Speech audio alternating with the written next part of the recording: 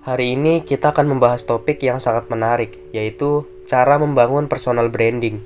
Kita akan membahas rahasia-rahasia sukses untuk menonjol dalam era digital yang begitu kompetitif. Tonton sampai habis dan simak terus video dari Suara Kehidupan.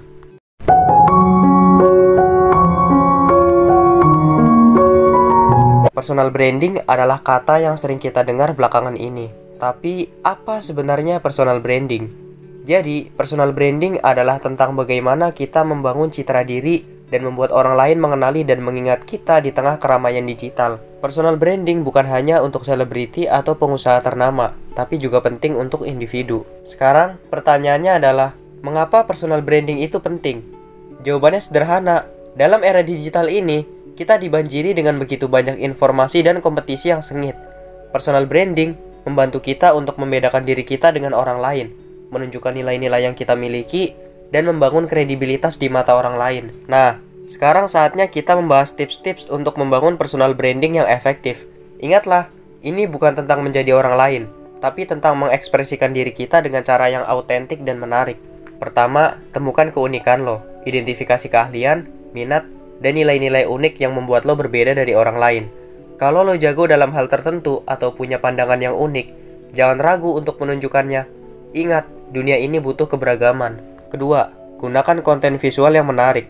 Dalam dunia yang dipenuhi dengan gambar dan video, penting untuk menciptakan konten visual yang menarik perhatian. Gunakan foto-foto berkualitas tinggi, video singkat, dan grafis yang memikat untuk menunjukkan siapa diri lo dan apa yang lo tawarkan. Yang terakhir adalah bangun jaringan dan berbagi pengetahuan.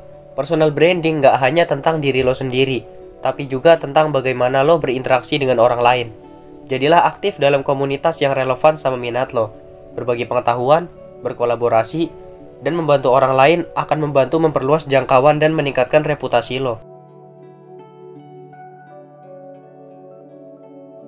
Personal branding berlaku untuk semua orang. Industri kreatif mungkin lebih sering terlihat dalam hal ini, tetapi prinsip-prinsip dasarnya dapat diterapkan di berbagai bidang. Yang penting adalah menemukan cara unik untuk menunjukkan nilai-nilai dan keahlian lo.